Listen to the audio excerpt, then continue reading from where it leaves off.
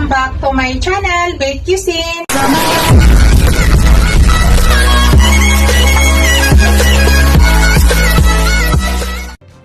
Hello guys, today's video guys, magluluto tayo ng pork sinigang. Ito po yung ating pork. Yung ating pork guys, part yan ng kaasim at saka mayroon tayong ribs. Yan. Yan po yung ating pork. Tapos, ito po yung mga ingredients na ilalagay ko guys. Mayroon tayong gabi, white onion, purple onion, mayroon tayong eggplant, labanos, siling haba, kamatis, at saka mayroon tayong okra. Tapos yan, ang ilalagay ko guys nga dahon ay bok choy. Tapos mamaya guys, maglagay tayo ng paasim. Dahil ang ating recipe for today is pork sinigang. Tara guys, umpisahan na natin ang pagluto guys. Samahan nyo ako. Hello guys, umpisahan na natin guys. Unang gawin ko guys, ilagay ko muna yung aking pork. Ilagay natin dyan sa walang mantika. Ayan. Kutsahin muna natin guys. Tanggalin muna natin ng extra tubig. At the same time, nakakatulong yan para matanggal yung lansa ng meat. Yan po yung ginagawa ko muna. Tanggalan muna natin ng extra na tubig yan. Yung tubig yan guys, kahit na-drain na natin maigi yan, magkakaroon pa yan ng tubig. So yan yung aalisin natin dyan. So open lang siya guys, hintayin lang natin yan. At mamaya ipakita ko sa inyo guys, para hindi na masyado humaba yung ating video. Yan guys, nakita nyo guys, mayroon siyang tubig. Yan yung inaalis natin. Yan o. Diba mayroon siyang tubig? Kahit na-drain na natin maigi to, nagkakaroon pa siya, o nagpo-produce pa siya ng tubig. Yan po yung inaalis natin. At yan po ay malansa po yan guys. Dito guys, maglalagay ako ng buong paminta. Dito nakakatulong po yan para maano yung lansa niya. Buong paminta.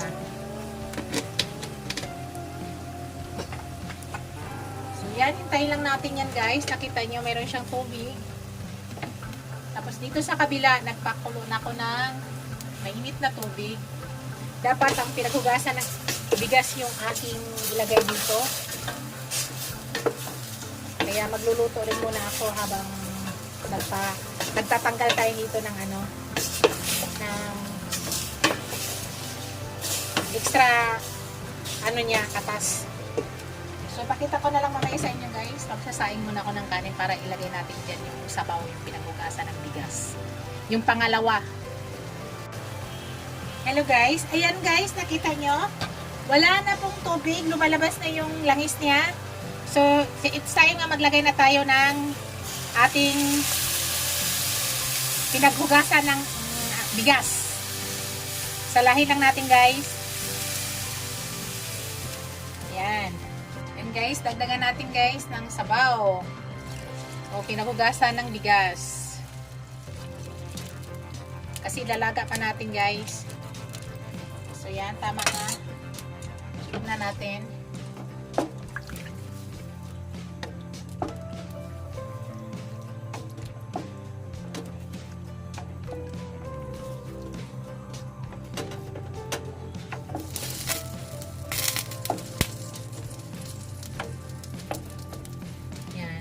So, ngayon guys, tatakpan natin. Pag kumulo guys, pahinaan na natin yung apoy para dahan-dahan lang siya lumambot.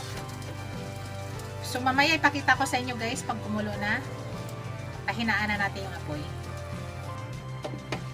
Hello guys, ayan, nakita nyo na, kumulo.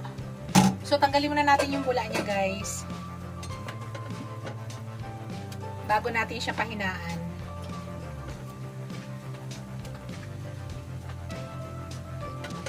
Tanggalin muna natin yung mga bula-bula niya.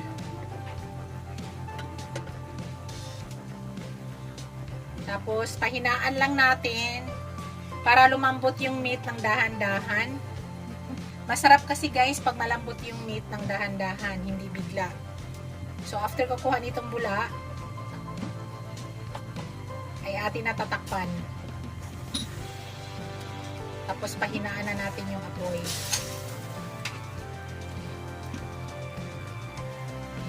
ko na guys.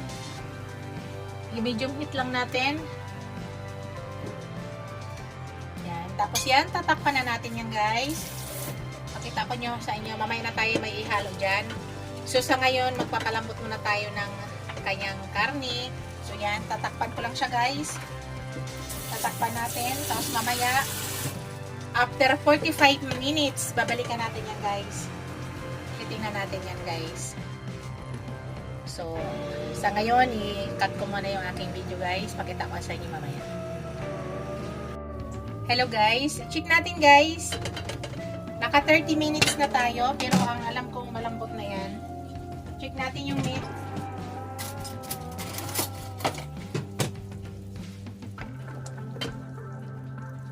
Malambot na niya guys. Malambot kasi yung karne. Ayan, sobrang lambot na niya. Ayan, malambot na siya guys. So sa ngayon guys, may ilalagay na tayo na ibang gulay. Lagay na natin ibang gulay guys para sumama na dyan paglambot. So ilagay na natin yung ating gabi.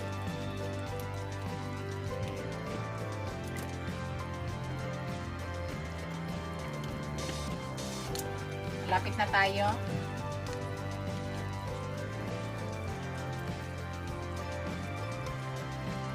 Tapos ilagay ko na yung aking sibuyas guys, white onion at saka purple.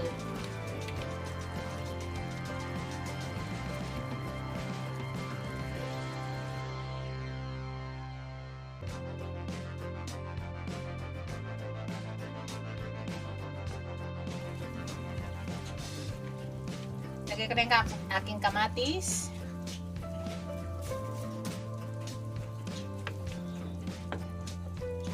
Yan. Tapos ilagay ko na guys ang aking labanos.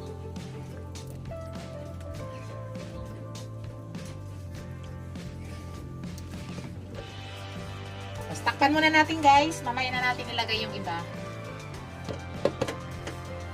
So waiting muna ulit tayo guys. Pakita ko sa inyo mamaya. Hello guys, maglagay tayo ng ibang panglasa guys. Ngayon guys, maglagay muna ako ng, ayan, luto na yung ating gabi.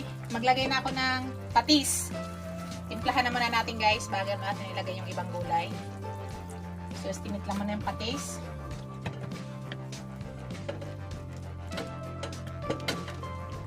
Ayan, luto na yung ating gabi.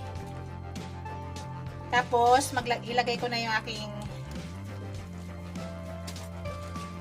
instant original sampalok. Dagdagan ko yan guys, malaki. Tapos dagdagan ulit natin. Gusto kasi namin maasin. Pero itong pangalawang malaki, hindi na natin ubusin. Masyado na maasin. Yan.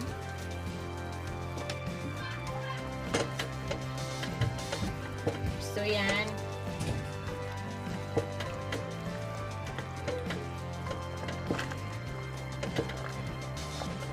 Tapos, ilagay na natin yung ating eggplant, okra, at saka siling haba. Sama-sama na siya, guys. Yung eggplant ko, yan, biniya ko lang yung gitna.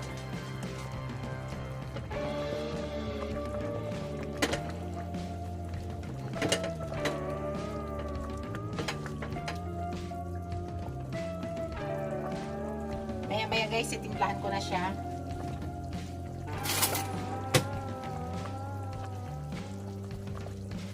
Timplahan ko guys, para malaman natin kung ano yung kulang.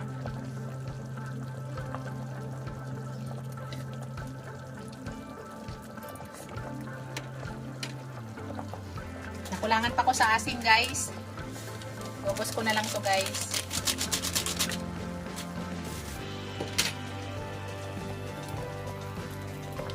Tapos, dagdagan ko siya ng konting patis. Kulang po sa patis.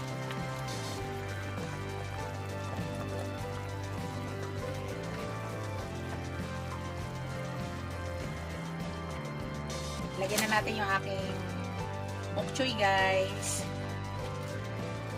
Instead kangkong, bok choy po yung aking nilalagay.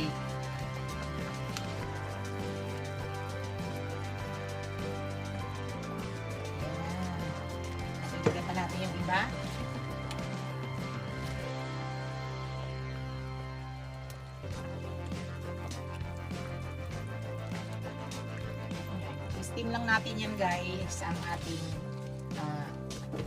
bok choy. Tapos okay na yan. Try ko ng overcook.